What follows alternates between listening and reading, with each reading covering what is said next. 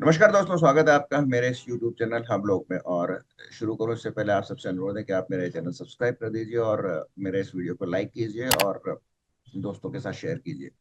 आज मैं बात करूंगा बिहार में जो स्पेशल इंटेंसिव रिवीजन चल रहा है वोटर लिस्ट का, उसके बारे में अब तक ये कहा जा रहा है कि करीब 60 लाख के जो लगभग वोटर्स थे उनको वोटर लिस्ट से निकाल दिया जाएगा, क्योंकि वो या तो उनमें से कुछ लोग मृत हो गए हैं, कुछ लोग वहां से परमानेंट छोड़ के चले गए हैं, कुछ लोगों के दूसरी दूसरी जगह पर भी वोटर हैं और कुछ लोग बिल्कुल अनट्रेसेबल ही हैं, अपने स्थान पर पाए नहीं गए।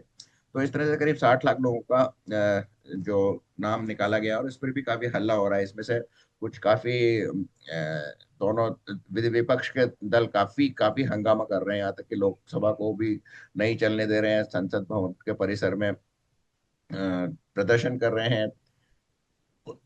श्रीमती सोनिया गांधी, राहुल गांधी, अखिलेश यादव वगैरह सभी लोग उसमें शामिल हैं और उन्होंने जो तख्ती लगाई थी उसमें भी लोकतंत्र का की हत्या हो गई वगैरह जैसे भी लेके चले थे। अभी तक तो एक्चुअली ये, जहां तक मैं समझता हूँ कि इंटेंसिव रिवीजन का मतलब केवल ये नहीं है कि आपने वहां जाकर केवल उन लोगों को देखा जो लोग 62 लाख लोग जिस तरह से नहीं पकड़े गए। बाकी जो लगभग 8 करोड़ लोगों ने अब तक शायद पूरा हो गया होगा, और 8 करोड़ के लगभग लोगों के फॉर्म कलेक्ट किए गए हैं, जो एक तक बहुत ही मैग्नेमस एफर्ट थी। और जो अगर इन्होंने पूरा, अगर 80% भी उसको ईमानदारी से किया गया तो एक बहुत बड़ी एक्सरसाइज थी 8 करोड़ लोगों के फॉर्म लेना। अभी शायद मेरे ख्याल से उनकी स्क्रूटनी बाकी है, उनका अपलोड किया जाएगा सिस्टम में या कर दिया होगा। स्क्रूटनी के बाद अगर जो उन्होंने डॉक्यूमेंट्स शामिल जो सबमिट किए हैं उनकी जांच की जाएगी और उसके बाद एक लिस्ट, टेंटेटिव लिस्ट जारी की जाएगी। फर्स्ट लिस्ट अगर 2 अगस्त के लगभग जारी की जाएगी, तब असली खेल शुरू होगा। क्योंकि उस समय भी इन जो जो फॉर्म जमा करा गए हैं इनमें से कई लोगों के नाम काट दिए जाएंगे, क्योंकि वो अपनी नागरिकता के प्रमाण के लिए जो 11 डॉक्यूमेंट्स देने हैं वो नहीं दे पाए होंगे या सही डॉक्यूमेंट्स नहीं दिए होंगे, तो खेल तब शुरू होगा। लोग समझ रहे हैं कि ये ही काम पूरा हो गया, केवल 60 लाख ही वोटर्स को निकाला गया है। ये तो केवल शुरुआत है। एक्चुअल तो अब पता चलेगा जब वो लिस्ट आएगी, उनमें से जो स्क्रूटनी के बाद, उन फॉर्म्स की स्क्रूटनी के बाद जो डॉक्यूमेंट सबमिट किए गए हैं उसके बाद जो लिस्ट आएगी वो इम्पोर्टेंट है। क्योंकि अभी तो केवल डॉक्यूमेंट्स कलेक्ट किए गए हैं, उनको जांचा नहीं गया है कि जो डॉक्यूमेंट उन्होंने दिया है वो सही है या नहीं है। तो यहाँ पर असली खेल शुरू होगा और फिर देखिए आप क्या हंगामा होता है। तो ये एक लोगों ने गलत फहमी, और विपक्ष इसी से एक्चुअली में डरा हुआ है, वो 60 लाख लोगों से नहीं डरा हुआ है। हालांकि उन 60 लाख लोग भी इंपॉर्टेंट हैं, क्योंकि उनमें से भी फर्जी वोटिंग जो हुआ करती थी कि किसी के नाम पे वोट डाल देना, पर वो अभी शायद बंद हो गया है, क्योंकि अब आपको फोटो आइडेंटिटी कार्ड मांगा जाता है। पर उसके बावजूद भी एक से दिखने लगे लिखने लिखने वाले लोग, जैसे मैं अगर गंजा हूं तो गंजे की जगह दूसरे गंजे को भेज दिया, उसकी फोटो है। तो इस तरह से मैं, आप समझ रहे हैं ना मैं क्या कहना चाह रहा हूँ। मैं डायरेक्टली नहीं कह रहा हूँ, पर गंजे का मैं एक उदाहरण दे रहा हूँ। उसी तरह से कई लोग सिमिलर गेटअप में रहते हैं, तो उनमें जांच का इतना थोड़ा मुश्किल है पहचानना। और आधार कार्ड तो सबके पास बने ही होते हैं।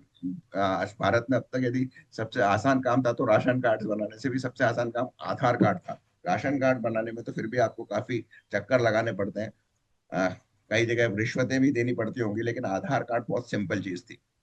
तो आधार कार्ड तो सबके पास होंगे। तो यहाँ पे खेल शुरू होगा। तो ये एक मिथ है कि ये केवल 60 लाख लोग ही निकाले गए और इनके कारण इतने हंगामा। और असली हंगामा चालू तब होगा जब 2 अगस्त को जो एक प्रोविजनल लिस्ट जारी की जाएगी।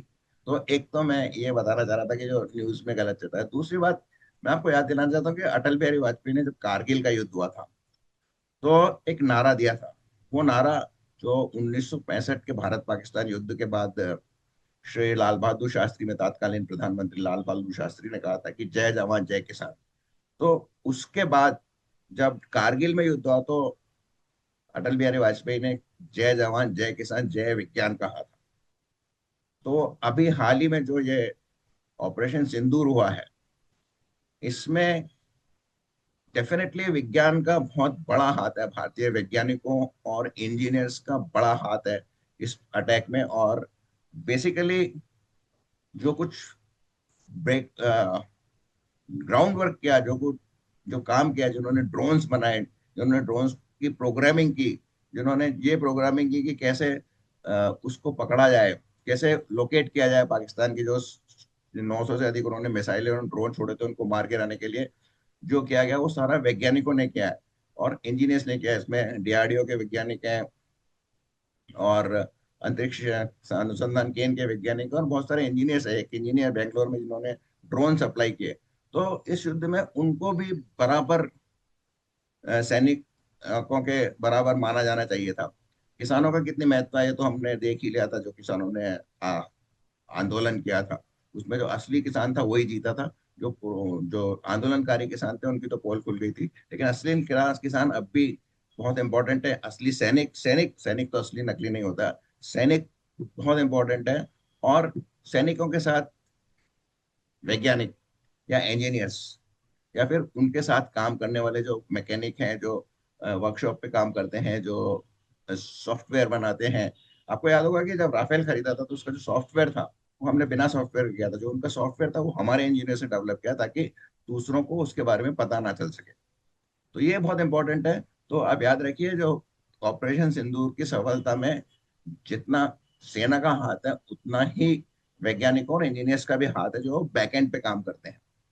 जो पूरा ऑपरेशन है जिसको फिजिकली जो कैरी आउट किया वो सेना ने किया, लेकिन उसका जो बैकअप था, जो बैकग्राउंड में काम कर रहे थे वो पूरे के पूरे वैज्ञानिक थे, इंजीनियर्स थे। तो आज से आपको फिर से मैं अटल बिहारी वाजपेयी का नारा याद दिलाता हूँ, जय विज्ञान, यानी जय जवान जय किसान और जय विज्ञान। तो जब कभी आप जय जवान जय किसान कहते तो साथ में जय विज्ञान भी जरूर बोला कीजिए।